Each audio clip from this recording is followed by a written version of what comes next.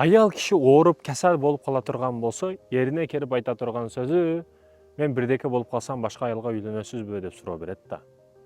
Албетте жок. А? Жокпу? Жок. Экинчи маселе бар. Эгерде иштери жүрүшпөй, токтоп, минуска кетип, бар жогоркага кетип аткан болсо, аял кишинин айткан сөзү, эң жаман айткан сөзү келип туруп сизден эмне көрдүм дейт да. Кыйынчылык учурда ошол баардык проблемалар келген учурда колдоштун ордуга кордойт да. Бул эң жаман нерсе. Ошондуктан